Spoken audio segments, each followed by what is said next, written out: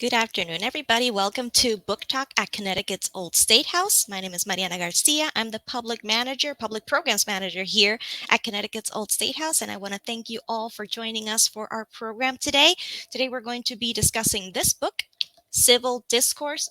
You can barely see it. Civil Discourse, Classroom Conversations for Stronger Communities by Joe Schmidt and Nichelle Pinkney. We are joined today by Joe Schmidt, who is a huge name in the social studies education world here in the United States. And he's going to join us for a really good conversation about how he came up with all the tips and advice for teachers to have powerful conversations in the classroom with their students around tough topics. So, Joe Schmidt is the founder of Joe Schmidt Social Studies LLC, where he provides support and professional development to educators and districts across Maine and the country. Joe is proud of his work that spans from teaching in the classroom to district, state, and national level leadership, where he supports educators that teach grades pre-K and through 12. He strives to connect social studies educators regardless of grade level, content area, geographic location, or political leanings. He has worked with Colonial Williamsburg, Learning for Justice, formerly Teaching Tolerance, the National Council for Geographic Education, Thinker Analytics, Jumpstart Coalition for Personal Finance, iCivics, National Geographic, and has taught elementary methods at the University of Maine. Joe served as a high school social studies classroom teacher for 9 years in rural Wisconsin before leaving the classroom to be the social studies teacher leader for the Madison Metropolitan School District for 3 years. Joe was the social studies specialist for the Maine Department of Education for 5 years and is now the director of programs for the Bill of Rights Institute in Virginia, and he is an elected member of the board of directors for the National Councils for Social Studies and is running for president this fall. Joe lives in Maine with his wife Peggy and is dad to 2 adult children and 1 teenager. He can be found on most social media as at Madison Teacher and is currently working on his second book about evolving best practices in social studies education today. So, Joe, thank you so much for joining us today for this program. I should have given you the short version of the bio. That's that is a long read. I apologize for that. That is okay, Joe. All right. So, why don't we get started? Everybody, if you have any questions at any point throughout the program, please make sure to drop them in the chat and we will have a Q&A session at the very end and we will take a look at your questions. But for now, I have a couple of questions for Joe. So Joe, why don't we start off a little bit with where the idea for this book came from and why you decided to write it now and how you got together with Nichelle in order to write it together. Sure. A lot of questions in there. Okay, let's start with the very beginnings of this. I was the social studies specialist for the Madison Metropolitan School District in 2016 during that election, and I was the state social studies specialist for the state of Maine during the 2020 election. And in both those elections, I had people in Madison at the district level and in Maine telling me like, yeah, we're not, these are social studies teachers. I don't think we're going to teach the election this year. It's so contentious. It's so, and I was like, elections are very critical to our country. And I know they're not going to get taught in math class or science class. And I didn't think we could give up on that.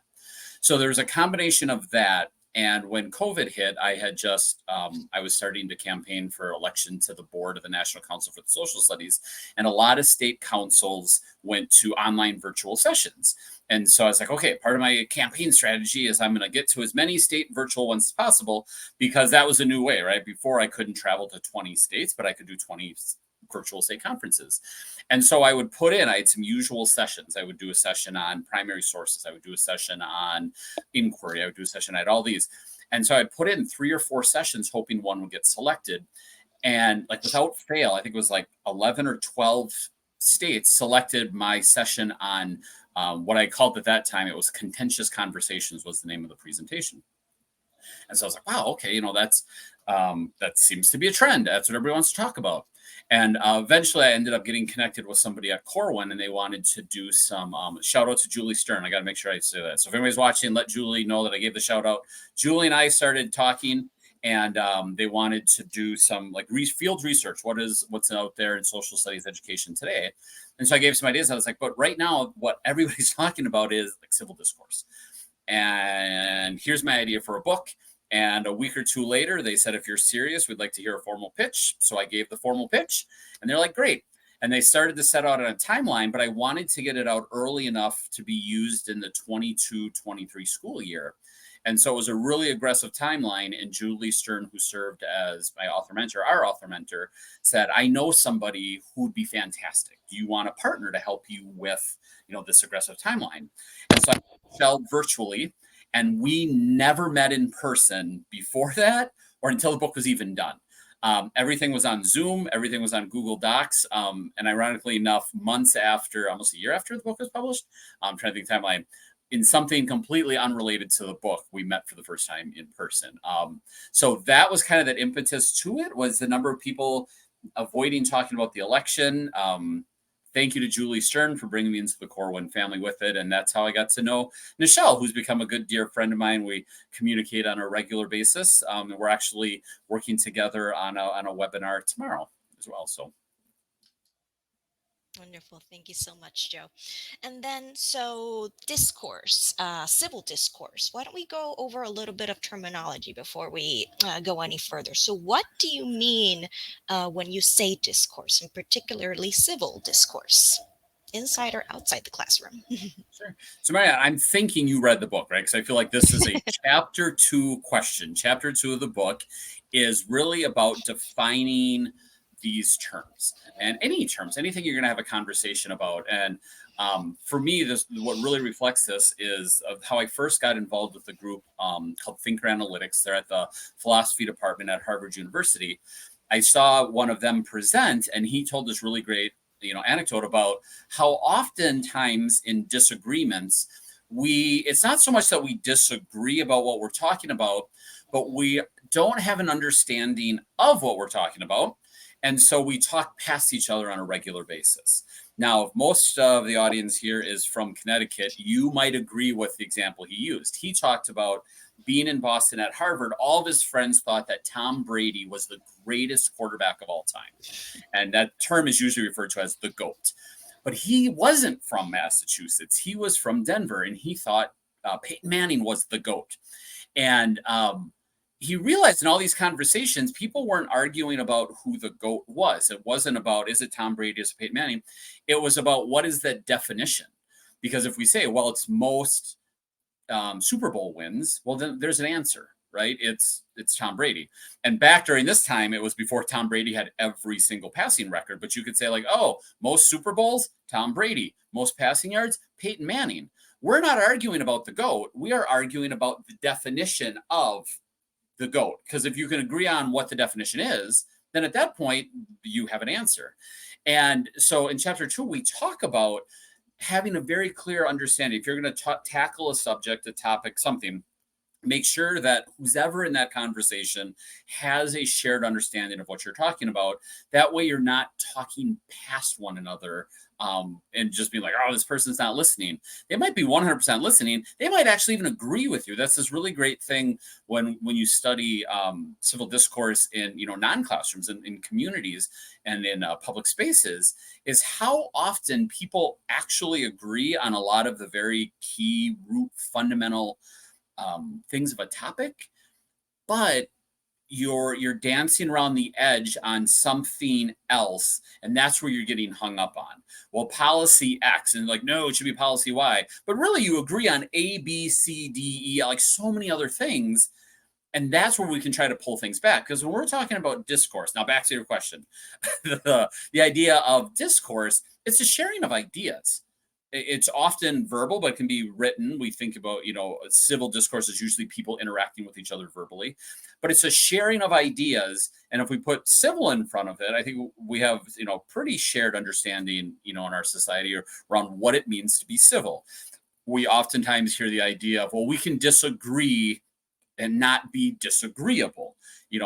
We can reach a point where you agree with that, I agree with this, but it doesn't result, name calling. One of the things I talk a lot about with teachers is, you want to set up questions and topics so that you're not ending friendships, right? So if student A disagrees with student B, it's not done in a way where like, oh my gosh, they are now fighting.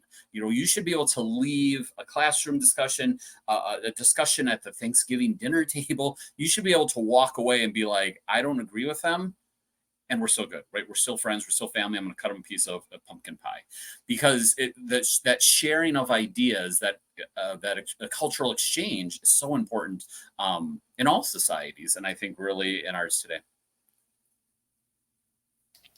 Thank you, Joe. Yeah, I think that's something that's so missing in just regular conversation between people nowadays, that they feel like you're attacking them rather than what they are saying or their ideas. Attack the idea, not the person. And it's not. I think one of the things we often get trapped into is thinking that a conversation is a win-lose. Mhm. It's So always a loser if in a you and way. I are having a discussion, I have to be deemed right, because if not, I've lost something. Mhm. And that's where in the book we spend a lot of time talking about like this differentiation between having a discussion and having a debate. A debate has winners, right? So let's think about those definitions. And I think most of the time when we're engaging in a conversation with somebody, it's not usually like, let's get to the bottom of this. One of us needs to be declared the winner, and then the other one goes home, right? We're usually just trying to share ideas, and we're going to have a conversation. I'm going to get a little smarter. You're going to get a little smarter. We may still disagree, but we can both walk away and say like, okay, that was a good conversation. They haven't changed my mind, but that doesn't mean I've won or I've lost something. The idea of sharing information, communicating with each other, being part of a society is not a zero-sum game of wins and losses. And I think so often, so many things in our media and other places in our society have made it be like, well, did you win? Well, then you must have lost. Versus just the idea of like, did you get smarter? Yeah, I learned something. Okay, cool. Like that's better. We're all in a better place. And I think back to exactly what you're saying in that, like, we don't have to win. We can just think. Yeah, we can all be winners if we learn something. All right, so we're definitely going to go into those different kinds of discourse that you outline in your book. But before that, so the rest of the title, I like to sort of dissect the titles of the books before we jump into the content. So creating stronger communities. Something that you mentioned in your book and that I really, really liked is that how schools are almost one of the last places where we get to meet and interact and are sort of a force to interact with people we don't necessarily agree with, well, people outside of our tribe, quote unquote. Could you sort of expand a little bit on that and why schools are so important as that shared space of a melting pot of different opinions and kinds of people? Why are schools an ideal place to have these discourses? Sure. And I'm going to give you, I think there's two big parts to that. Why is it schools? And then why are schools the ideal part? There's a great book out there in the late 80s from Robert Putnam called Bowling Alone, which he focuses, the case study is on membership in bowling leagues. But it's expanded beyond that in the book. But the idea is in our country since the 60s, we've seen declining enrollment in bowling leagues, but also in church attendance, in members of being a 4-H club, Knights of Columbus, League of Women Voters, all of these societal community groups where it wasn't about politics or belief, except for this shared belief like bowling is fun. I believe in this religion. I believe in giving back to my community. And that's what mattered. And the person across from you may have all sorts of different beliefs about other things, but you were here for a shared goal. And we're seeing declines all across the country in all of those areas. And so what that's leaving us with is schools. So why schools? Well, schools is kind of that rare place now where regardless of your political leanings or your beliefs or all the other things, you attend school. That's that shared communal space that is dissipating, kind of the other where you can voluntarily go. And it becomes school being that ideal place, not only because it's that rare place, but because it's a practiced environment. I like to say that, most people have a first job. Most, young adults, either today or when you were younger, you probably had a first job somewhere. And there's a good chance it was probably a service industry job. And this is not a knock on working at McDonald's or Walmart or anything like that. I mean, everybody has a first job. But when you're hired at McDonald's, they don't have a training. And it's like, nice job on the fryers. Tomorrow we're gonna work on the cash register, but today, okay, civil discourse. Let's talk about how to be, give back. Like that's not part of that curriculum in job skill training, but it can be part of the curriculum in schools. And we can set up those cultures where, and this is what chapters 3 and 4 of the book talk about, we're like, okay, this is a place. We might not be very good at it yet, but we're going to have some practice. We're going to isolate certain skills. Let's think about those. Let's think about some topics that are a little on the lighter side. Let's think about some topics that are a little more meaningful, but they're rooted in our curriculum. And at the end of the day, we may disagree, but tomorrow comes the next day and we're still going to be in friends. We're still going to be on the football team together. We're still going to be in student council together. We're still going to eat lunch together, and there's a different topic. Whereas in other parts of the society, we've so chosen to kind of self-segregate ourselves. And then, based on the news we watch, our Facebook friends communities, or all those different types of things. So school's becoming that rare spot, but it's also primed to be the spot. And chapter 1 spends a lot of time going really deep into old literature. One of my favorites, I think it's 1850 or 52. There's a report to the Massachusetts School of Ed, or whatever the term was back there, complaining that young people today were going to be in trouble because the only thing that they were ever going to learn about politics is what they were learning. I'm kind of paraphrasing a little bit. They were only going to learn from biased newspapers who were trying to push an agenda on them. And I'm like, oh my gosh, this was 1850. And somebody was like, schools need to step into this role. And I'm like, that was 175 years ago. And we're still having the same thing. So it's not a new issue. And people for more than a century have looked to schools to do it. And I think as schools, do step into that, I think there is so much benefit to not only the students, but the community. So we talk about classroom conversations for stronger community. These young people grow up to be a part of our communities. Our communities interact with schools. They come into our schools. They work with our schools. And if we can make schools that keystone in our society in terms of learning civil discourse, you're going to get generations of young adults who become adults. You're going to have people more invested in their society and the group. And maybe we'll see a rise back of those volunteer organizations and maybe even bowling leagues, as once again we realize, hey, we can disagree and still enjoy a Thursday night out, whatever that event might be. Wonderful. Thank you, Joe. Yeah, I used to bowl in school. Same. All right. I think that's why the book resonates with me, because I was also in a bowling league when I was younger.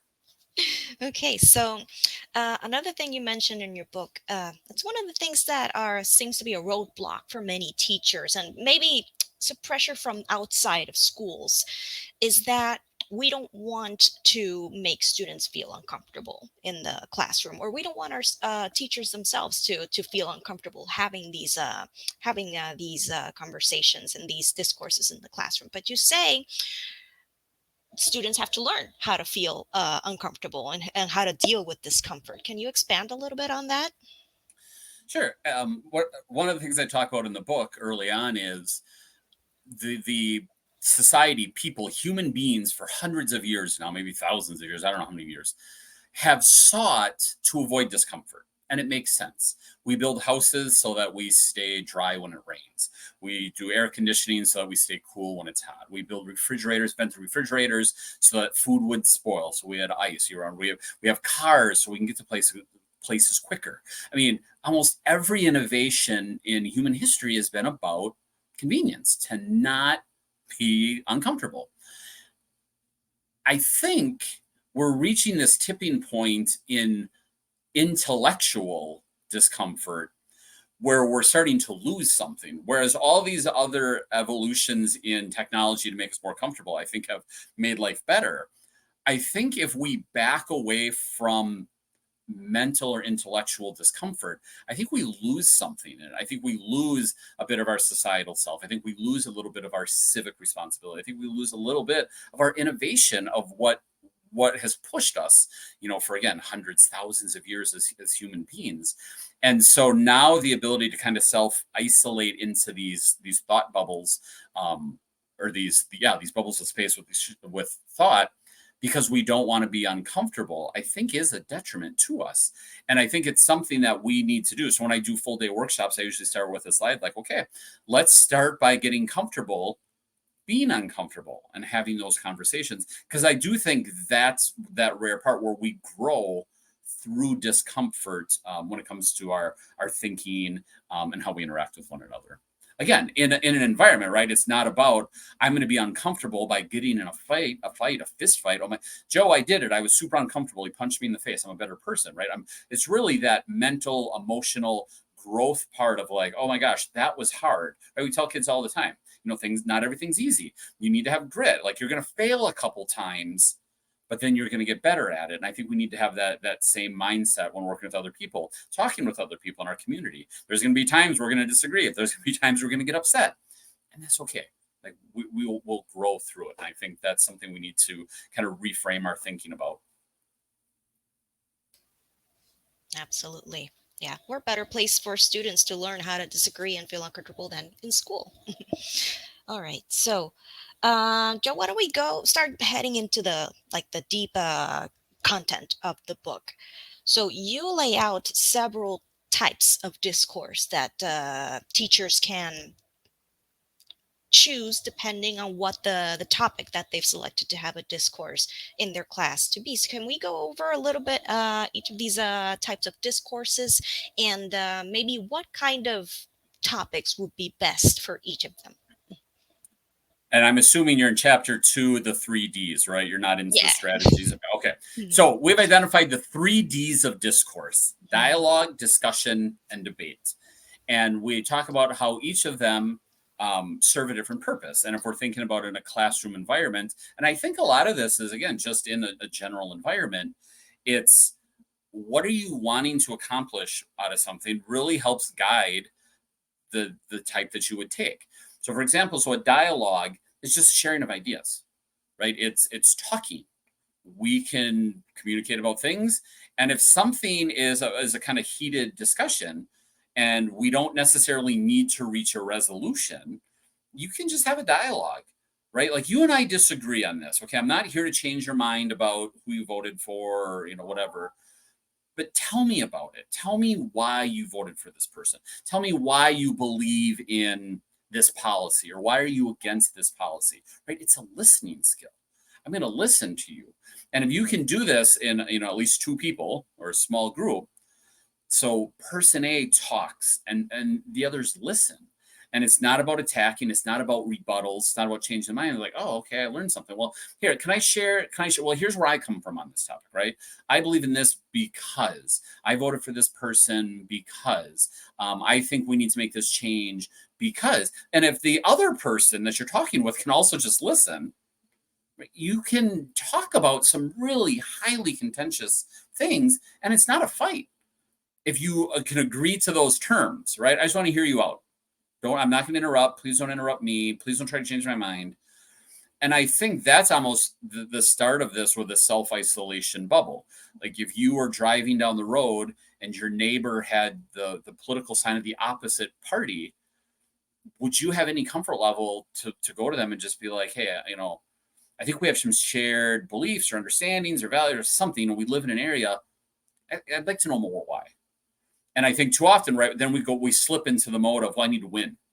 So if we talk about it and you don't change your mind, I've lost. So I need to talk. But so it's a framing. So the more contentious a conversation is, the more I lean down and say, we don't need a resolution, right? Those deeply held beliefs.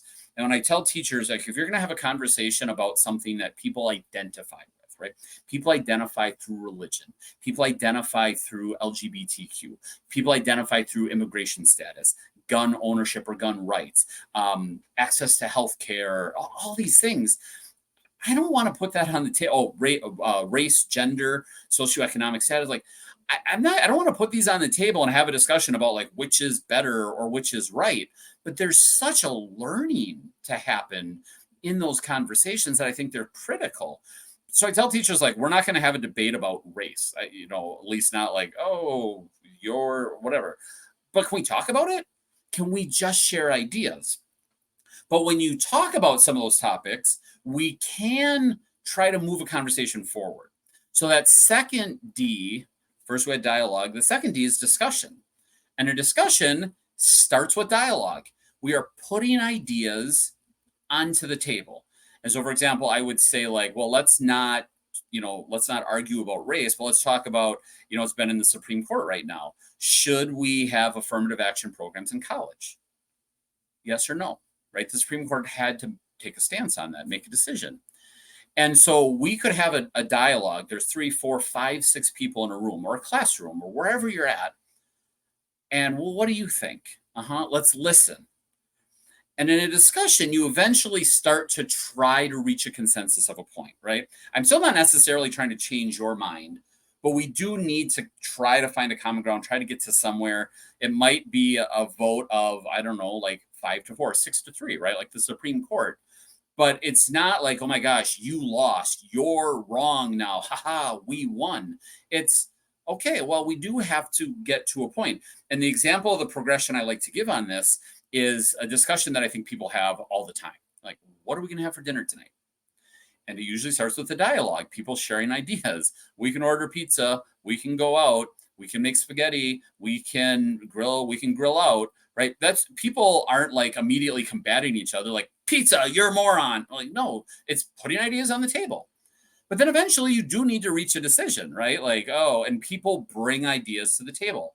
They bring thoughts. Well, we had pizza last night. It's raining outside. I don't want to get in the car and drive. I don't want to be outside at the grill. Oh, spaghetti? Does spaghetti make sense, right? You kind of do that look around, well, and saying, oh, yeah, let's have spaghetti, right? That's a discussion. You shared ideas, you eventually reached a conclusion, but it wasn't a debate. You didn't, like, in your family, I don't think most people are like, okay, dinner tonight. Kids, your team spaghetti. Mom, your team pizza. I'm going to take Chinese takeout. Ready? We're going to come down in 30 minutes with an opening round of discussion with rebut. Like, that's a debate. That's where, I have actually won. I have provided better counterpoints than you. But that's not where we live most of our lives. We live our lives in a dialogue that becomes a discussion to reach a conclusion. And again, we don't taunt people. We don't declare them the loser because we pick spaghetti, not pizza. But somehow we lost that disconnect in bigger topics. Because oftentimes, if we're talking about things people identify with, if we're saying what they identify with is, the non-winning side, that is right now it might be that attack. So then you wouldn't want to have a debate, right? I'm not going to have a debate about those topics. And you might even be wary about a discussion because what are you trying to get to? So I like to talk about policies, but not people. Should we have affirmative action programs in college? Should we pay reparations? We can talk about those policies, but I'm not going to like have a discussion like, oh, is racism a thing? Like, no, like, if we're going to talk about racism, let's keep it in like a dialogue. Let's just share people's experiences. We have a lot of historical written records on that. But if you're going to get all the way to that third D of debate, dialogue, discussion, debate, that shouldn't be a heated topic, right? That can be a good, solid idea. But I wouldn't do the one like, if you lose, we might be attacking your identity. Or like, if you lose, like, that's a deeply emotional thing. Because there are topics that are very powerful for people. And if you're going to set up a debate where you're actually declaring a winner and a loser, then that's a really rough place to go. So I would do, like when I teach elementary methods, like I will have a debate around, should we move the capital of Maine? It's currently Augusta. Well, what are the pros? Well, the building's already there. The highway goes by it. The river system goes right by it. What are some cons? Well, it's like the 10th largest city. It's not that big of a city.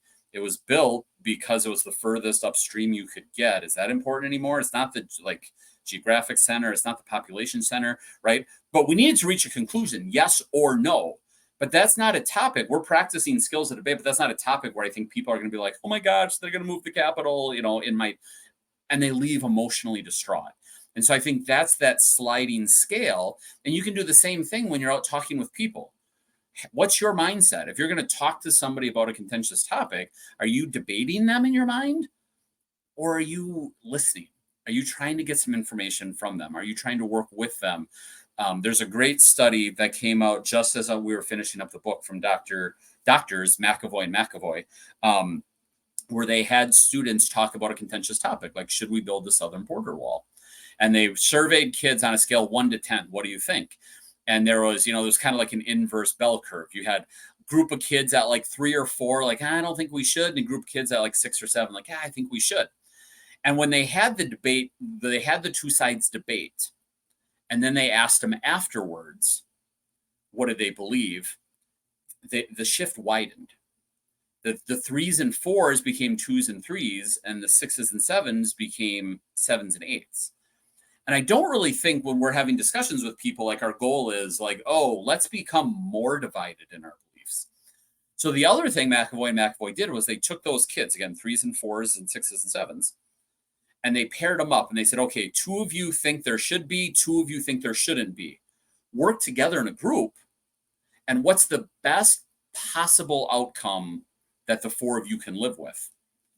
And then they surveyed posts, and like the 3s and 4s became 4s and 5s, and the 6s and 7s became like 5s and 6s. So they closed the gap. People found the common ground. People found the connections that, like, oh my gosh, there's actually a lot of things we have in common. But again, that's based on if I'm having a discussion with somebody, is my goal going in, do I feel like I'm debating them? Am I trying to win? Or am I trying to learn from them? Am I trying to really reach the best possible solution? And in the book, I write something along the lines of like, no community gets better by excluding half the people. You're like, all right, we won 51% of the vote, so we are not listening to the 49% of you. Like, there's good ideas over there. I think everybody would have to admit, not all good ideas are concentrated in one group of people. And if we don't have any ability to even hear those other ideas, I don't think we can reach the best possible version of any community or society. And that's, again, why we talk about civil discourse for the communities, because I think that's really the outcome. I'm a social studies teacher. I'm long-winded. I'll talk all day. No, yeah. Thank you so much, Joe. Yeah, one of the topics for discourse that we use here at the Old State House during our school programs is whether or not 16 and 17-year-olds should be allowed to vote, which is actually a potential legislation that might be happening here in Connecticut. So that brings me to my next question, because you were talking about moving the capital from Maine, from Augusta. So what advice do you have for teachers to find good topics for discourse in their classroom, particularly things like that could, resonate with their students, maybe like local topics and stuff like that? Sure. One big point that I try to start with is anytime you're asking a question and you're like, okay, I'm going to ask them this.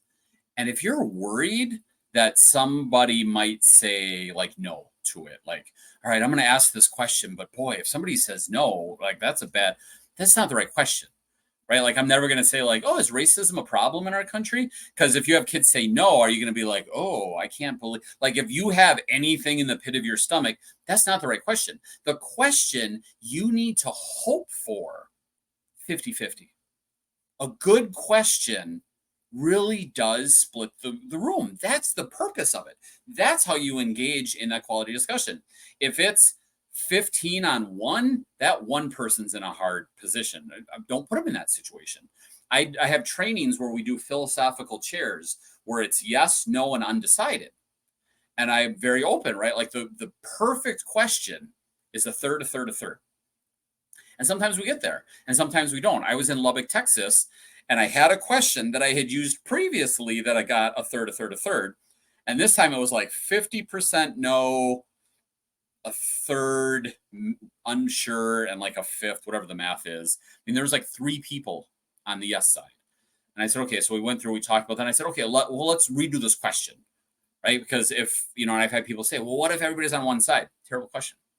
So we wordsmith the question until we got to the point of about a third, a third, a third. And then we re-engaged back in the question. And then when we were done, we started to pick apart like, okay, well, why did changing this word, or why did changing this part of the question, why did that move you? And that's a great discussion then. So, okay, so if we say mostly, that's a yes, but if we say everybody, that's a no. Why? So what is the difference in there? And so you start to get into the parts of the question that are actually the meaningful part of each question. And And then you want it to make meaning. So there was, you had asked about like, how do you make it local? How do you make it meaningful for the students? I mean, a lot of that is just knowing what they're talking about, knowing what those topics are. I mean, if you're an educator, you have a curriculum, some sort of curriculums you have to probably stay at least tied to it at some level. But you can ask the kids, okay, so we're going to talk about this today. What do you think the contentious part of this topic is? How do you want to address that? And be willing to change a question as you're going along. Like, well, if we were to ask the question, okay, today I want to have a little bit of discussion. How many people feel X? And again, if it's 95% and 5, I would just go, well, what about this? Okay, well, 75-20. What about when I got to 50-50, be like, oh, okay, now let's have the discussion. And I think if you're just open and honest with students, I think that's the best way to get them there. If they're not interested in a topic, I don't think you saying at the front, be like, no, this is a really important topic. I think the challenge for educators is to frame a topic in a way using a structure that the kids are like, oh, okay, yeah, that I care about. Let's talk about that. I have an opinion on that.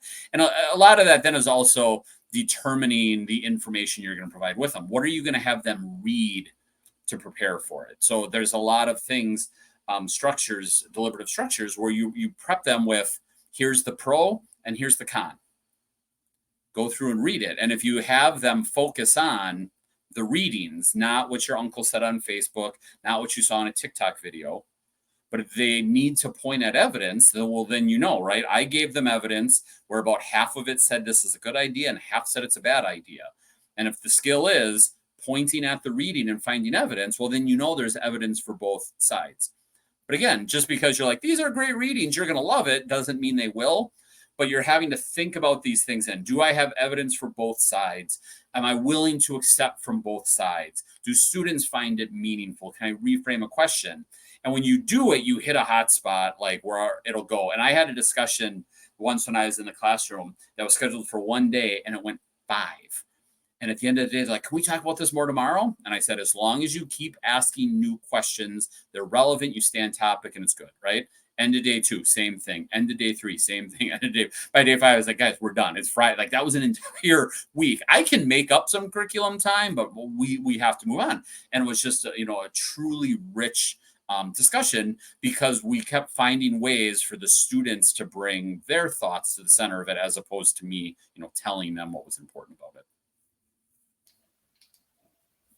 Thank you, Joe.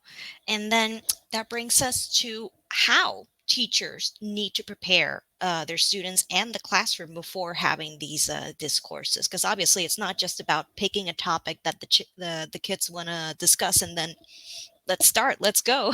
So what do teachers need to do? What prep do they need to go through in the classroom and outside the classroom in order to be able to have these good discourses? Yeah, I think the thing that Nichelle and I have said the most times, we do some podcasts and different webinars together, and we keep saying, like, please don't just wake up one morning and think like this is something on the news. Right now, my example is, oh my gosh, the Dobbs decision overturned Roe versus Wade. We should talk about this. I'd be like, why? Like, have you set any structures in class? Just because something in the news doesn't mean it needs to come into the classroom on there. So those structures are in place. In the book, we talk about day 0, before a student's into your room. How do you prepare? What are the guidelines? What are your non-negotiables? What are your planning if something goes wrong? On day 1 with the students, how do you involve them? Nichelle writes, beautifully about her signing day. They would make these classroom agreements where the principal would come down. There was a big quill pen, right? It was a to-do. The students were invested because they wrote it. And then it meant something because it was elevated as meaningful. And then you have to practice it. I would teach, when I was in the classroom, by the end, I was teaching juniors and then seniors.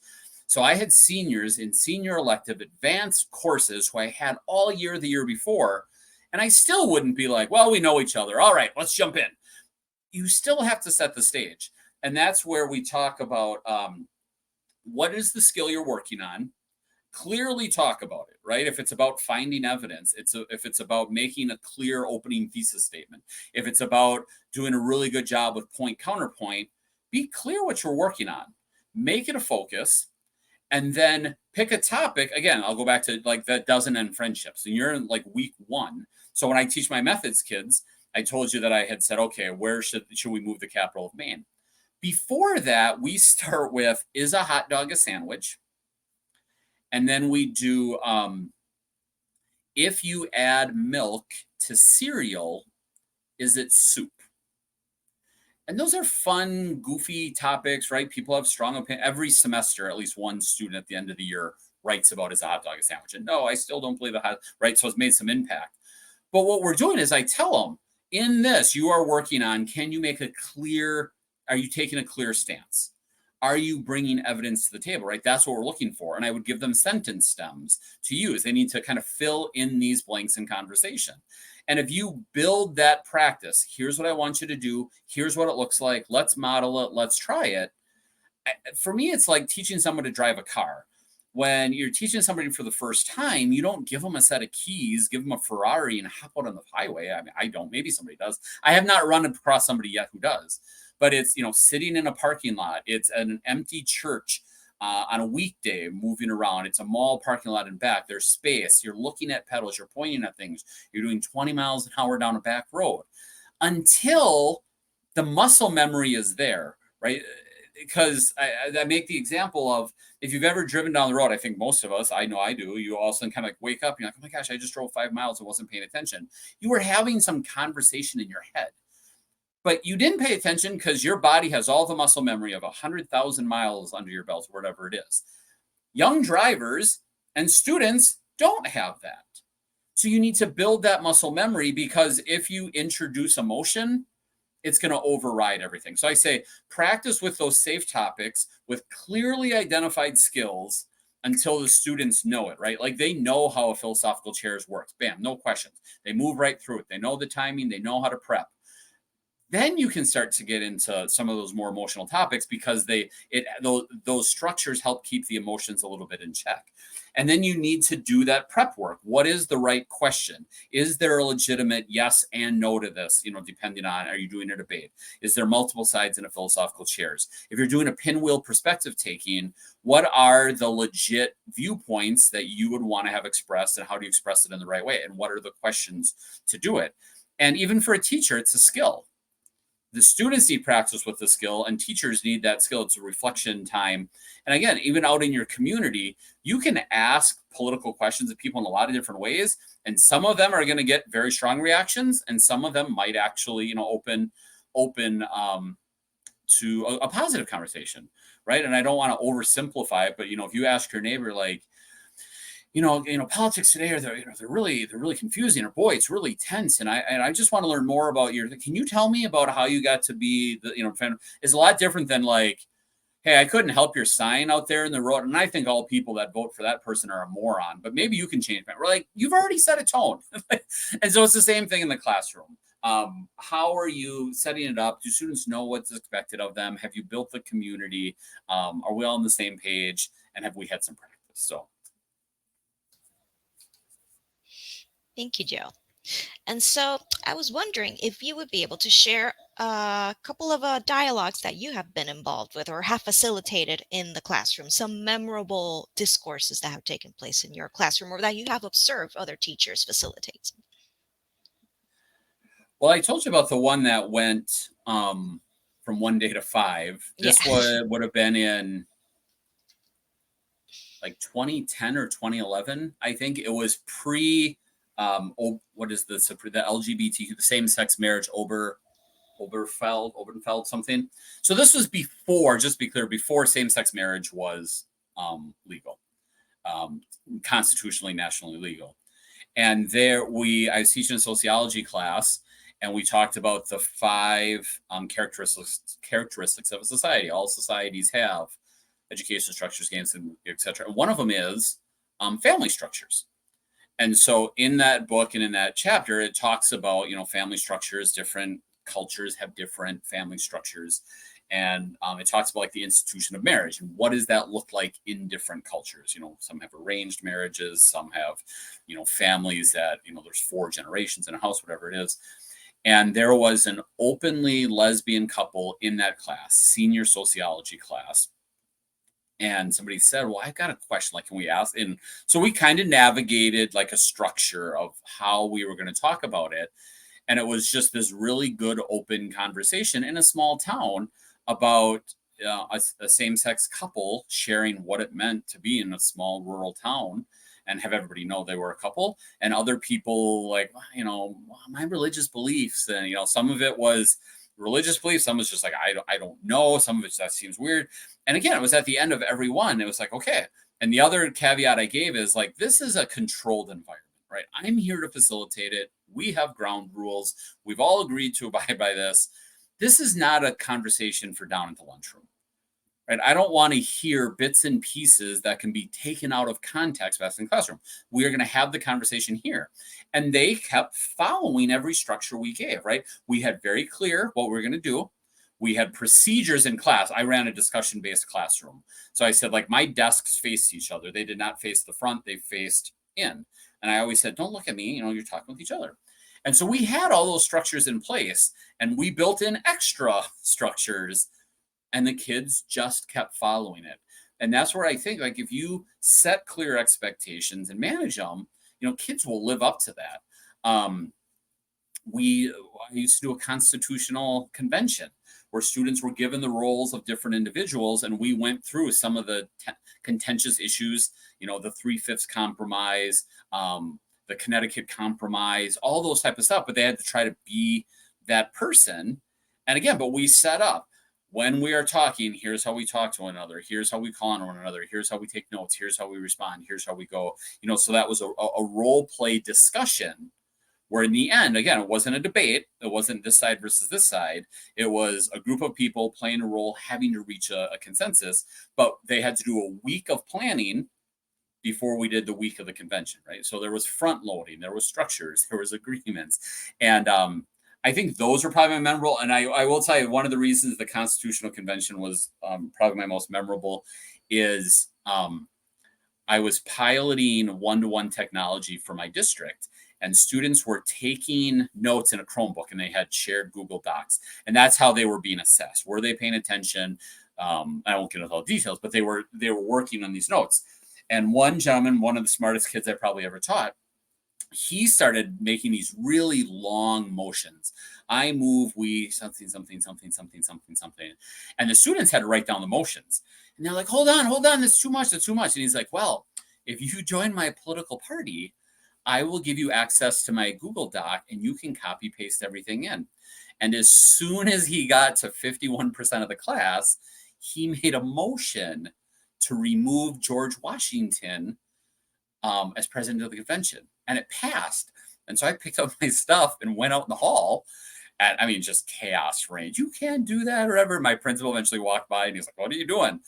And I said, there was a coup. I got removed. And he's like, oh, okay. But he knew I had the structures in place. I was actually watching kids in their Google Docs, so and I could hear everything with it. But we had structures in place to have that. And it became the most memorable teaching moment for me because we had a really great discussion. Like we assume if you take 57 smart American men back in the day, they're going to come up with this perfect document. But there's a lot of things that could have gone wrong. And we saw it go wrong. And so it gave this new value to what had happened in the Constitutional Convention because it highlighted the fact there was no guarantee. But again, it came back to the trust, the structures, how the classroom operated. Right now with teachers, with trainings we do with this, I do one about free speech versus safe speech. And it's a pinwheel perspective taking where we have representatives of a college campus, a student on campus, a community member, the mayor of the town. And we're talking about how does free speech or protected speech on the college campus impact the town around it. So I give them some news articles about events that had happened at the University of Missouri and at Yale and have them read through it and then work in small groups to take on a role. And it's great. And I do it with teachers. It's usually the last thing I do. They've been with me 8-9 hours. And there is so much energy in the room at 3:15. I'm like, all right, hey, everybody, it's time to be done. We got it. No. And I'm like, okay, anytime after 8 hours, people are booing that it's time to be done. I'm like, that's the right energy. So that one has been a fun one because it's something our society is struggling with. We have free speech, but where are the lines? Where are the boundaries? How do we make sure that it's not offensive speech? And to put adults into the role of trying to figure that out has been a really good one. And I'm sure I could go on, but Miriam is probably like, Joe, we're running out of time here. I've got more questions for you. Stop telling stories. Thank you, Joe. I love that story where you got voted out. Students beating you at your own game. Oh, and it was brilliant. So then at lunch, right, they're talking about it. So that was like third hour before lunch. So then like fifth hour after lunch is like, I want to make a political party. Did everybody hear what happened to George Washington? And it failed. Like it failed in every, and I started telling following years, I started telling them that. And no other group ever pulled it off, even with the knowledge it was doable. But again, it was such that shining moment of like everything that's happened in this country could have gone a whole bunch of different ways. But how did it get to this point? So yeah, it spread across our small high school like wildfire, and every other our tribe it failed. That's wonderful. Okay, so I have a question, something that I'm sure most of the teachers watching are most interested in. How do you address student behavior when these civil discourses turn not so civil? And also, have you gotten any backlash from other teachers or parents or districts when you're having these discourses or facilitating these discourses? So day zero, what I alluded to earlier, and it's in chapter 3, the day zero planning, I think is really critical on this. And it talks about how do you plan for what you can't plan for. My example is a fire drill. Because a lot of times people are like, what do you mean, Joe? How do I plan for what I can't plan for? That's the dumbest thing I've ever heard. When I say like, okay, fire drills. We have fire drills in schools, public buildings. I used to work for state government. We had fire drills. Like, we do that so that when the unexpected fire breaks out, we have a plan. And I ask people, anybody here ever been in a fire? And there's usually somebody. I'm like, okay, did they tell you when? Did they tell you where? Did they tell you the type of fire? No, you don't know that yet. We're prepared because we planned for it. So I urge teachers, if you're going to have these conversations, even if you're doing all of the other steps, even if you're doing the community building, the agreements, you still need to know, okay, what's my plan? For me, my colleague right across the hall, we did a lot together. She was sophomore English. I was junior. I was 11th grade social studies. And we would end up piling in a lot of stuff for districts because we worked well together. We're both tech savvy. And it was 2 content areas and grades. So it was a good place. It wasn't just like, oh, well, that group of kids, right? And so my plan always was like, if there was an issue, I would call Jessie. Jessie her door could see outside of my room. So if I sent somebody out into the hall, and then she would know to keep an eye on my room while I took a student down. That was my plan. I had no idea what conversation would trigger an inappropriate comment. I don't know where it would go. I don't know how any of those things would happen. But I do know if a student loses their temper and says something inappropriate, does something inappropriate, they might get in trouble. They're probably getting some sort of trouble. But if as a teacher, if you respond to that inappropriate, right? Like they say something highly emotional, you get upset and say something, you're probably going to be on the news. And I do not want to see you on the news unless it's for winning an award. But you need to know, like, okay, Timmy, out in the hall. Okay, phone. Jessie, is Timmy out in the hall? Can you see him? Yep. Okay, I'm going to need a minute. Then I need you to come to my room and watch the class. I'm going to go down, take him down to the principal's office. Right? Like, I need to know what the plan is. And people have said, well, if I send him down to the principal's office, they're sending him right back with a bag of potato chips. They're not going to help. I said, great. Not that that's great, but if you know that, that's good. If you know going left out of your classroom and down the stairs into the basement is not a good fire escape plan, you wouldn't put it in your plan. If you know that doesn't work, what is your plan? What is the other thing? How do you do it? What is the communication home with parents? I would make my senior kids have signed permission letters from parents.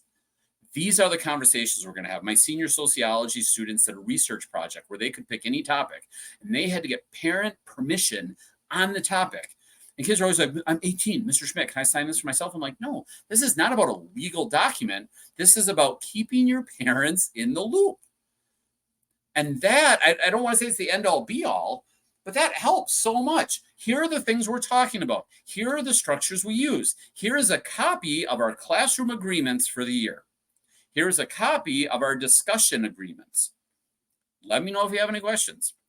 Nichelle in chapter 5 of the book, she's the one who came up with GUIDE, Guide, and it's great, right? E is an exit strategy.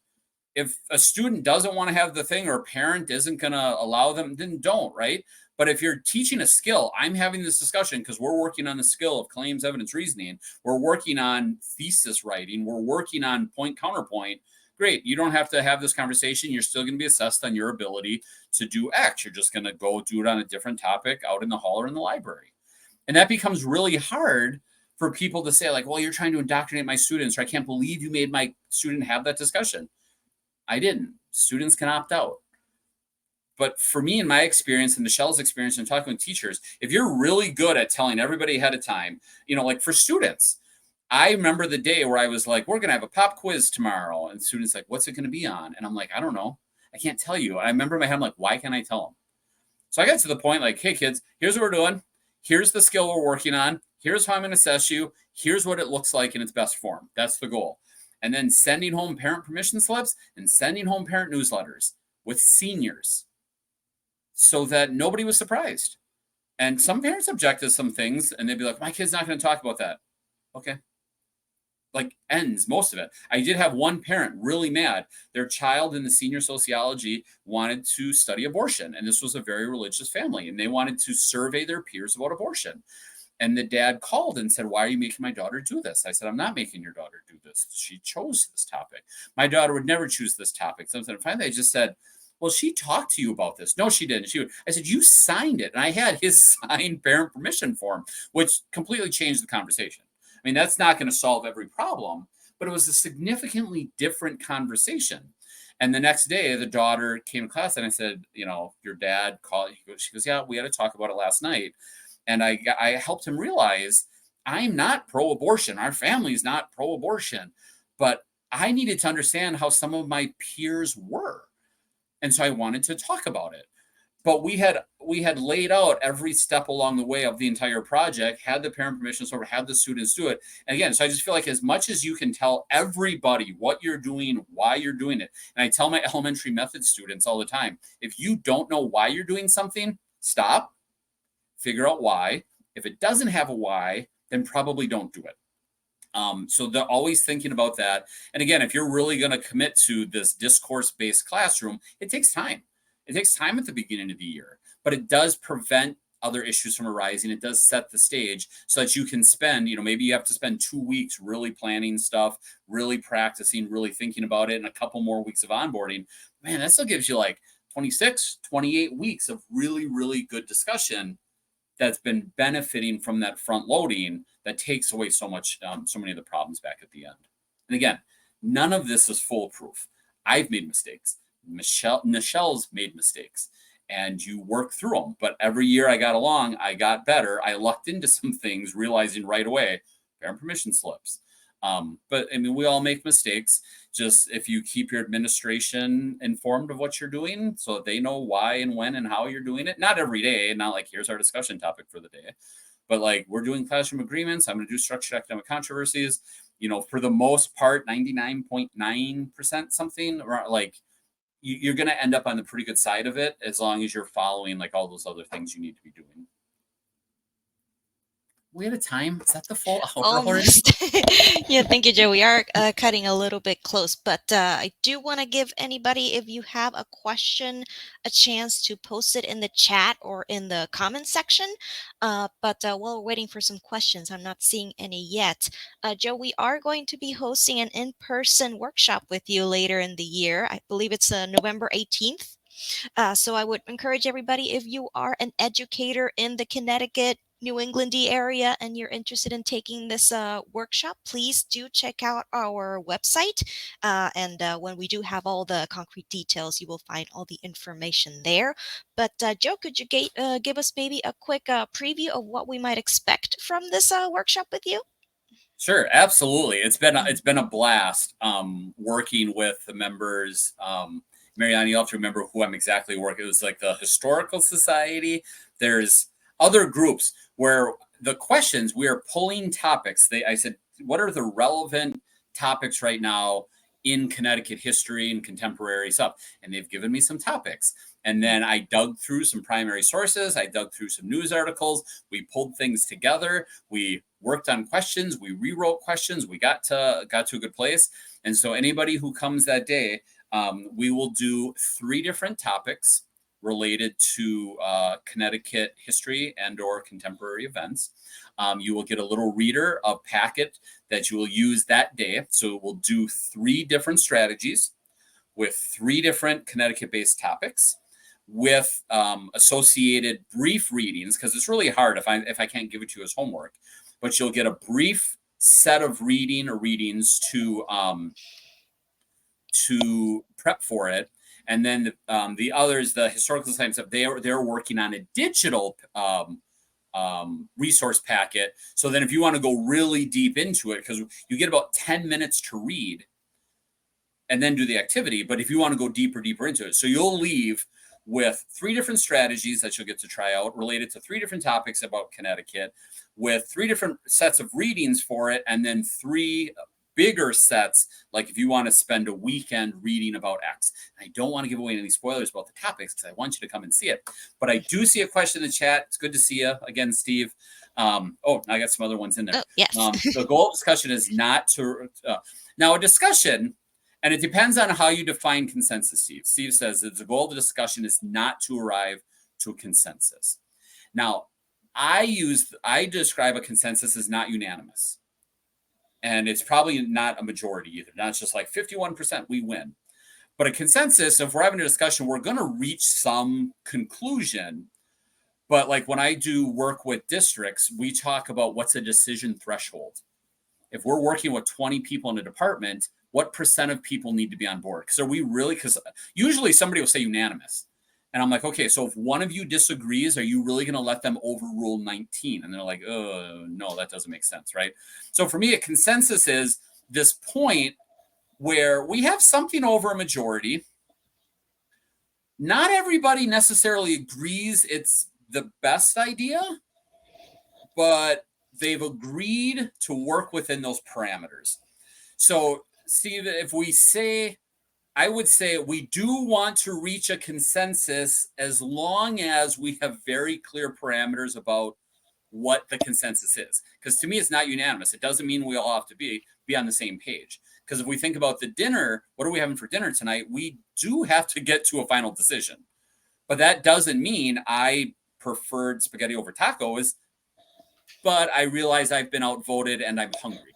So at some level, we do have to reach a conclusion, but a lot of times people think consensus means everybody's on the same page, we've changed minds, and that would be no. I'm not necessarily saying we have to be here to change minds, but we need to have a structure in place where we can reach a decision point. So I really tore that apart. So I think there's some yes and there's some no in there. But again, what is our definition of consensus? When I talk about my definition of consensus, we are trying to get there, but that doesn't mean we're changing everybody's mind. I'm not forcing unanimity on that one. Thank you, Steve. Good to see you. Good question. Carlin, I teach 6th grade of block scheduling, so 90 minutes each class. How long would you have a discussion last during the time frame, and what follow-ups have you used, written, etc.? A couple of things. A structured academic controversy, if you really do it out, if you do every step identified in the book, and actually when I do trainings, I've added one extra step as well that I heard about somewhere. They're like, oh my gosh, this is fantastic. I can't do it in an hour. For me, like a block schedule would be perfect. I would assign the reading ahead of time, because a structured academic controversy, you need to tie them to certain readings. We want to say, okay, there's 2 that are for and there's 2 that against, and no, you can't use what your uncle said on Facebook, right? Like I would assign that as reading the day before, and maybe even some small group prep time. But if you have a 90-minute block, I'd say, okay, come to class with all this read. And then we know everybody's going to read it 100%, right? Wink, wink, right? I mean, we also know that's not going to happen. But we hope that they do. And then you would have about 15, 20 minutes of reading and group prep time. And that would allow you a good 45 minutes plus to do a really good structured academic controversy, and then a little bit of a debrief. Now, If you're doing other things, if you're doing a philosophical chairs, I would not do that for 90 minutes of class. I wouldn't even do that for 50 minutes of class. That's too much. Same with pinwheel perspective taking. There's just some strategies that lend themselves to different time blocks. I'm kind of complicating the question. But I would make sure that you want to do them all to an authentic conclusion, whether that's timed or kind of some of the steam has come out of the room. Although I tell my methods kids all the time, like, I don't end a discussion when everybody stops talking. I try to end it like when there's this really good pitch going, because then students say, oh, no, like, I want, like, if it's run its course, then I feel like you're losing some people in there. So follow-ups, I like to talk about, and these are some of the things I've built into the structured academic controversy. What was the best argument you heard today? Doesn't have to be for your side, right? It can be something that you didn't agree with, but you're like, wow, okay, that's a good point. I hadn't thought about that. What was the best points you heard today? Why was that the best point? What would be some things that you would need to hear in order to change your mind? If you didn't change your mind at all, what would you need to hear? What would somebody have to tell you? Right. And I would want to say, like, you can't be like, no, I'll never change my mind. Like, there has to be some point. So there's a lot of this self-reflection built in. And a lot of it, again, is that lead up. I'm not assessing you on what you say in your 25 minutes or 30 minutes, whatever it is. If we're practicing skill, whatever, did you come prepared with the right evidence and research? Did you bring a certain amount? I said, bring 10 things. Did you bring 10 things? We're going to do a post reflection on it. I'm going to have you write about it. I'm going to have you summarize what other people had said, right? Summarize the main points of the other side. But I'm picking out post assessments based on the skills that I told them ahead of time we were working on. All right, we're going to have this discussion today, but I'm really focusing on your ability to listen and then synthesize. I love it. Mariana's probably like, Joe, we're out of time. Let me do one more thing in here, Carlin. I love to do a sentence stem where if I'm talking with Steve talks and then I'm next. Okay, what I heard Steve say is X, Y, and Z, and summarize it. And I will do it with teachers. And Steve gives a 20-second talk, and then the person who summarizes them is a 45-second summary. And I will point this out with adults. How is your summary twice as long as the statement? That's not a summary. But the ability to summarize and synthesize is a skill. So if you want students to do that, tell them ahead of time, and then have that post-assessment reflect that. Synthesize the main points that you heard from the other side. Summarize one point as a person, something like that. And again, depending on what that post is going to be that time frame. And I know I'm kind of all over the place, but the different strategies have different time amounts. And then I think block scheduling is perfect because you can get prep and some of the posts done in the same one. But that 45-minute period, right? You're thinking about the day before, you're thinking about homework, you're thinking about reflection papers as they're coming out, all sorts of stuff. So I think you're welcome. Thank you for being here this evening. Right. Thank you so much, Joe. And thank you for everybody for sticking with us for a couple of extra minutes. So, Joe, thank you so much for a wonderful discussion. We could have a much, much longer conversation. And in fact, we will probably at our workshop later in the year. Again, if you are an educator in the Connecticut area, please stay tuned to our social media, our website. And once we have all the details in order, you will see it advertised right there. And I hope you will be able to join us then. But before we wrap up, I would just like to share with everybody some of our upcoming programs here at Connecticut's Old State House. Later tomorrow, actually, we will be having our joint program with the Connecticut State Capitol, Then and Now Family Fun Day, where you'll be able to have a tour of the Old State House and the State Capitol over about a 15-minute walk away from the Old State House. So yeah, if you have time to head down during the day with your family, do check it out. And then later in August the 22nd, we have our next conversation at noon on the Connecticut Freedom Trail. This time we'll be having a program entitled Enslaved for Life, Re-examining Connecticut's Prince Mortimer with John Mills. And then later we will be having a new traveling exhibit hosted here at the Connecticut's Old State House from September 8th through November 19th. That should actually be November 13th, not 19th, my bad. So that is running for office, candidates, campaigns, and the cartoons of Clifford Berryman. So you have a couple of months there where you'll be able to visit the Old State House and check out that really cool exhibit. Okay, again, thank you so much, Joe, and thank you everybody for joining us tonight. I hope you have a wonderful rest of your evening, and thank you very much. Have a great night. Thank you, everybody.